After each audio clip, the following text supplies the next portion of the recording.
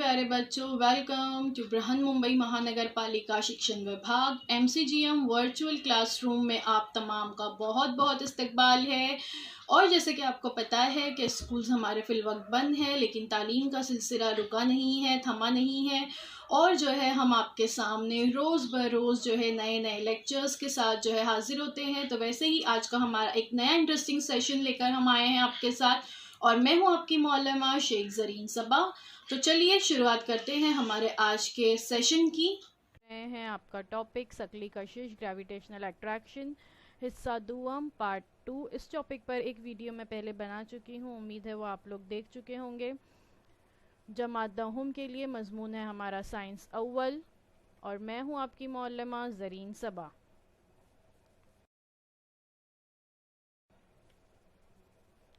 हम ये जानते हैं कि कोई बॉल जब हम ऊपर से नीचे फेंकते हैं तो वो बॉल जो है सीधी जाकर ज़मीन से टकराती है, वो हवा में तैरती नहीं रहती या ऊपर की जानिब नहीं चली जाती। और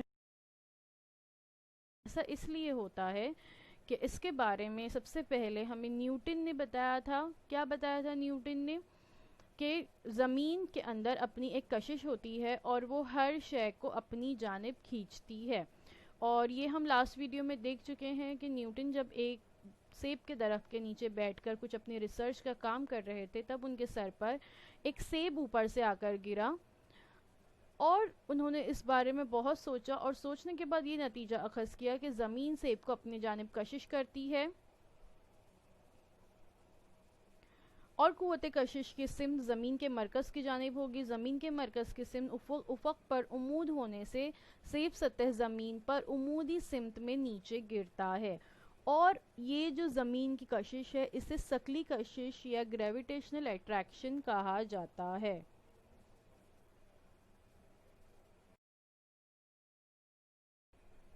तो आज हम देखेंगे दायरवी हरकत यानी सर्कुलर मोशन और मरकज़ जो कुव्वत सेंट्रिपिटल फोर्स के बारे में। तो देखते हैं ये क्या।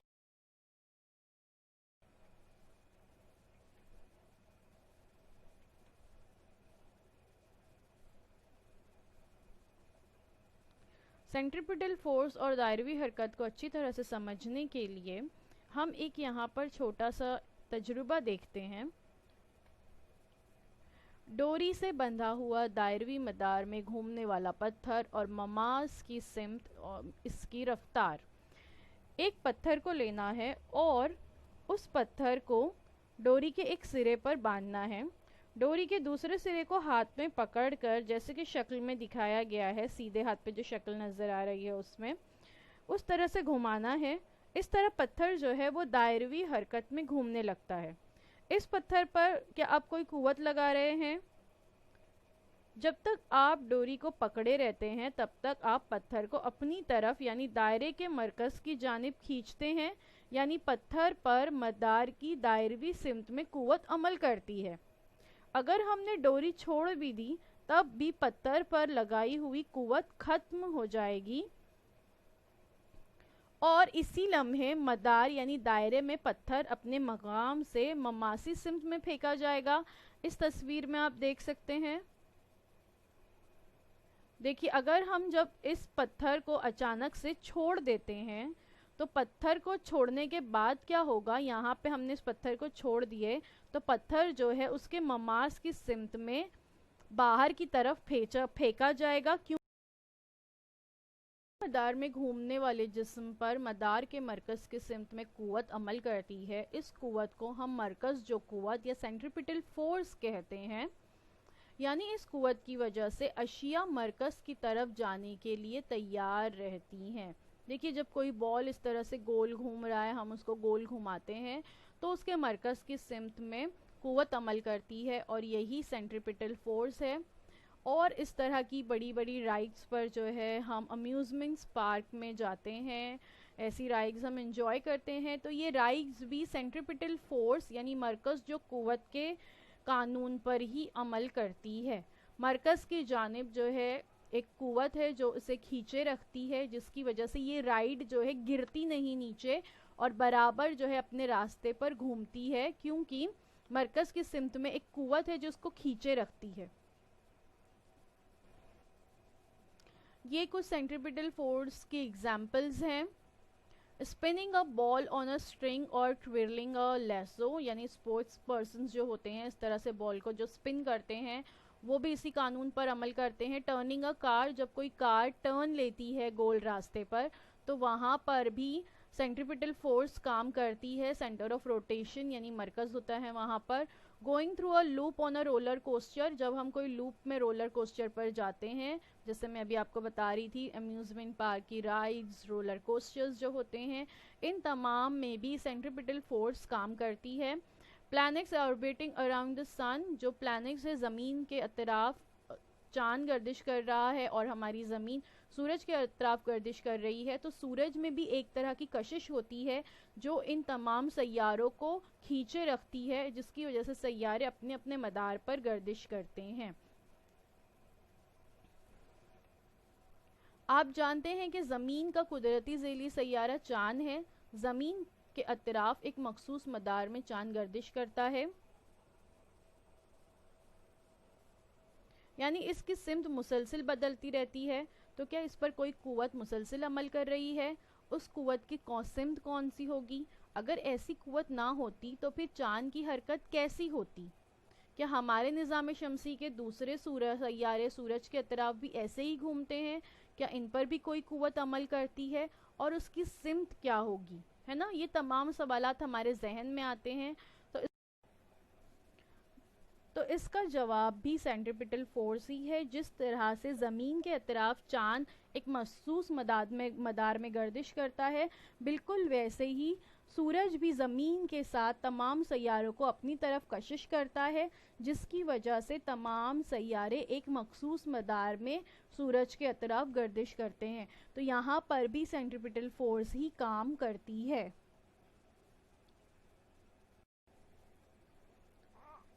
یہ جوہانس کیپلر ہیں. جوہانس کیپلر ایک جرمن ماہر فلکیات اور ریاضی داں تھے. سن 1571 میں ان کی پیدائش ہوئی. سن 1630 میں یہ وفات پا گئے. جوہانس کیپلر نے سب سے پہلے یہ بتایا کہ سیاروں کی گردش جو ہے کچھ مخصوص اصولوں کے تحت ہوتی ہے. قدیم زمانے سے انسان سیاروں کے مقامات کا مشاہدہ کرتا آ رہا ہے. گیلیلیو سے پہلے یہ مشاہدات صرف آنکھوں سے کیے جاتے تھے، کیونکہ اس کے پہلے دوربین موجود نہیں تھی. گیلیلیو نے دوربین کی ایجاد کی ہے نا. 16ویں صدی تک سیاروں کے مقامات اور حرکت کے متعلق بہت سی معلومات حاصل ہو گئی تھی. جوہانس کیپلر نامی سائنسدان نے ان تمام معلومات کا مطالعہ کیا تو انہیں پتہ چلا کہ سیاروں کی حرکت کچھ مخصوص اصولوں کے تحت ہوتی ہے، اور انہوں نے سیاروں کی حرکت کے متعلق 3 قوانین بیان کیے جنہیں کیپلر کے قوانین یا کیپلرز لا کہا جاتا ہے. انہوں نے سن 1600 میں پراگ میں مشہور ماہر فلکیات ٹائکو براہے کے مددگار کے طور پر کام کرنا شروع کیا. سن 1601 میں ٹائکو براہے کی اچانک موت کے بعد کیپلر کو ان کے عہدے شاہی ریاضی داں پر ترقی دی گئی، یعنی وہ اس دور میں شاہی ریاضی داں بن گئے. براہے کے ذریعے کیے گئے سیاروں کے مقامات کے مشاہدہ کا استعمال کر کے کیپلر نے سیاروں کی حرکت کے قوانین تیار کیے. انہوں نے علم فلکیات پر بہت ساری کتابیں بھی لکھی اور ان کا یہ کام آگے نیوٹن کو ثقلی کشش کے قوانین بیان کرنے میں بہت زیادہ مددگار ثابت ہوا. کس طرح سے مددگار ثابت ہوا وہ ہم آگے دیکھیں گے.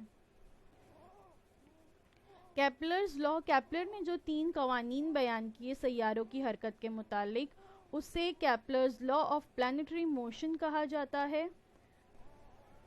کیپلر کا پہلا قانون، کیپلرز فرسٹ لا، سیارے کا مدار جو ہوتا ہے وہ بیضوی ہوتا ہے اور سورج اس مدار کا ایک نقطۂ ماسک ہوتا ہے. جیسے کہ ہم شکل میں دیکھ سکتے ہیں کہ ایک سیارہ سورج کے اطراف گردش کر رہا ہے، تو جو گردش کرنے کا اس کا راستہ ہوتا ہے وہ بیضوی ہوتا ہے. مدار کہتے ہیں اس راستے کو جس راستے پر سورج جو ہے سورج کے اطراف سیارے گردش کرتے ہیں. تو یہ کہا جا رہا ہے یہاں پر کہ یہ جو راستہ ہوتا ہے یہ ہمیشہ بیضوی ہوتا ہے. بیضوی شکل، اوول شیپ، تصویر میں آپ دیکھ سکتے ہو کس طرح سے ہوتا ہے. انڈا جو ہوتا ہے وہ بیضوی شکل کا ہوتا ہے. سمجھ میں آیا آپ کہ اب بیضوی شکل کس طرح سے ہوتی ہے.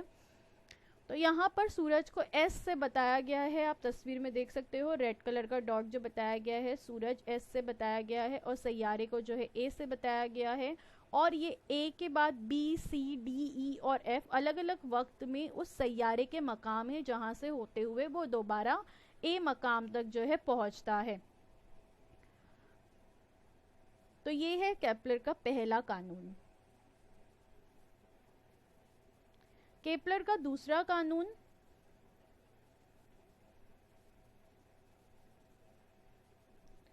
سیارے کو سورج سے جوڑنے والا خط مستقیم یکساں وقفہ وقت میں یکساں علاقہ رقبہ طے کرتا ہے. یعنی اگر ہم اے سے ایس تک ایک خط مستقیم کھینچتے ہیں، سیارہ جو ہے کہاں پر ہے، اس مقام اے پر ہے، اور ہم یہاں اے سے ایس تک یہ ہم نے خط مستقیم کھینچے، بالکل ویسے ہی بی سے ایس تک ایک سیدھی لائن کھینچے، سی سے ایس تک ایک خط مستقیم کھینچے، اور سی سے ایس سے ڈی تک بھی ہم نے خط مستقیم کھینچے. تو یہاں پر شکل میں یہ جو اے ایس ہے اور جو سی ایس ہے ایک وقفہ وقت میں یکساں علاقہ گھیرتے ہیں. یعنی اے ایس بی یہ جو بلو شکل میں ایک نمبر کا علاقہ بتایا گیا ہے، ایک نمبر سے جسے ظاہر کیا گیا ہے، اور سی ایس جی جسے یہاں پر 2 نمبر سے دکھایا گیا ہے، یہ علاقہ، ان دونوں کا رقبہ جو ہے وہ یکساں ہوگا. یکساں رقبہ طے کرتے ہیں، یعنی ان کے رقبے کیسے ہوں گے، یکساں ہوں گے. بالکل ویسے ہی تصویر میں 3 نمبر سے جو بتایا گیا ہے ای ایس ایف، اس کا رقبہ بھی بقیہ ماندہ جو 1 اور 2 سے جن حصوں کو دکھایا گیا ہے ان کے رقبے کے برابر ہوگا. یہ ہے کیپلر کا دوسرا قانون. کیپلر کا تیسرا قانون، کیپلرز تھرڈ لا. سورج کے اطراف مدار میں گردش کرنے والے سیارے کا گردش کے لیے درکار وقت کا مربع اس سیارے کا سورج سے اوسط فاصلے کے مکعب کے راست تناسب میں ہوتا ہے. یعنی سیارے کا وقفہ وقت T اور سورج سے اوسط فاصلہ R ہو تو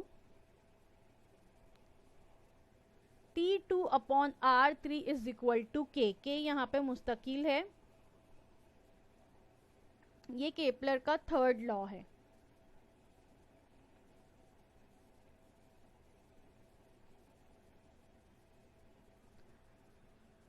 مندرجہ بالا تمام مشاہدات، جو ابھی ہم نے تمام مشاہدات اور کیپلر کے قوانین کو دیکھے، اس کو ذہن میں رکھتے ہوئے نیوٹن نے کشش ثقل کا کائناتی قانون بنایا. Newton's universal law of gravitation جسے کہا جاتا ہے. کیا ہے چلیے دیکھتے ہیں.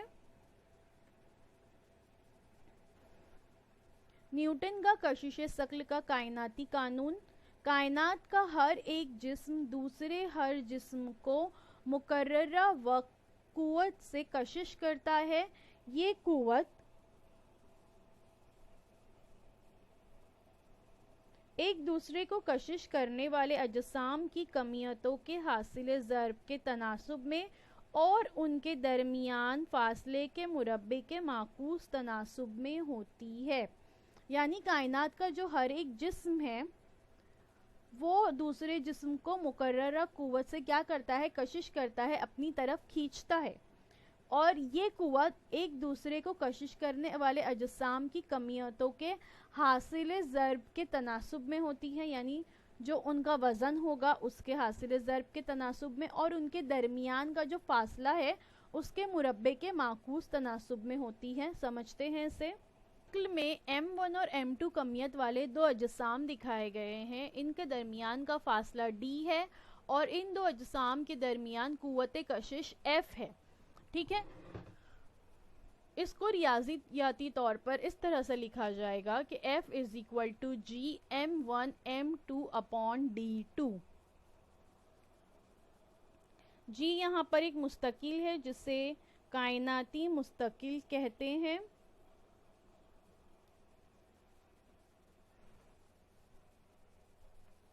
اگر دو اجسام میں سے کسی ایک کی کمیت کو ہم دوگنا کر دیتے ہیں یعنی اس کا ماس کو ڈبل کر دیتے ہیں تو اس قانون کے مطابق ان کے درمیان جو ثقلی قوت کشش ہے یعنی جو F ہے وہ بھی دوگنی ہو جائے گی. اسی طرح اگر ان کے درمیان کا فاصلہ اگر دوگنا کر دیا جائے یعنی کمیت اتنی ہی رکھی جائے, فاصلہ اگر بڑھا دیتے ہیں تو قوت 1/4 ہو جائے گی یعنی قوت یہاں پر کم ہو جائے گی. اگر دونوں اجسام کروی ہیں یعنی گول ہیں, شیپ میں کرے کی شکل کے ہیں, تو ان کی قوت ان کے مرکزوں کو جوڑنے والے خط مستقیم میں ہوتی ہے. یعنی اگر دونوں جو شیپ ہیں اس کے مرکز کو جوڑ دیتے ہیں ایک سیدھی لائن سے تو جو ان کے درمیان کا فاصلہ ہوگا وہ D وہاں پر مانا جائے گا. اگر وہ اجسام مکمل طور پر کروی اور باقاعدہ شیپ کے نہیں ہیں یعنی ریگولر شیپ نہیں ہے اس کا, تو قوت ان اجسام کی کمیتوں کے مرکزے کو جوڑنے والے قطع خط کی سمت میں ہوتی ہے.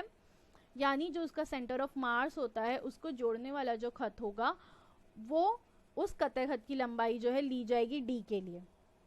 اب کیا ہوتا ہے سینٹر آف مارس؟ کسی جسم کا مرکز کمیت یعنی سینٹر آف مارس اس جسم کے اندر یا باہر ایک ایسا نقطہ ہوتا ہے جس پر جسم کی ساری کمیت یعنی ماس اس کا مرکوز ہوتا ہے.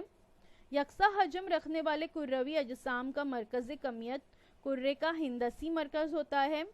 کسی بھی یکساں کثافت کے اجسام کا مرکز کمیت اس کے ہندسی مرکز پر ہوتا ہے. آج کے لیے بس اتنا ہی, وقت ہمارا یہاں پر ختم ہو چکا ہے.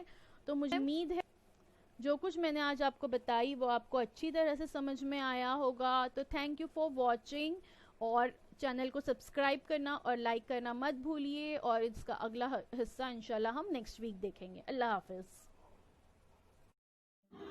تو بچوں مجھے امید ہے جو کچھ آج آپ کو پڑھایا گیا وہ آپ کو اچھی طرح سے سمجھ میں آیا ہوگا, اور اگر آپ کو نہیں سمجھ میں آیا ہے تو ہمارا یہ ویڈیو یوٹیوب پر بھی اویلیبل ہے, آپ اسے دوبارہ سے جو ہے دیکھ سکتے ہیں. اور اپنے ساتھ جو ہے اپنی ٹیکسٹ بک ضرور رکھیے تاکہ آپ کو جو ہے تمام پوائنٹس اچھی طرح سے سمجھ میں آئے. تو اب آپ لوگوں سے انشاءاللہ اگلے ہفتے ایک نئے ویڈیو میں ملاقات ہوتی ہے. اللہ حافظ.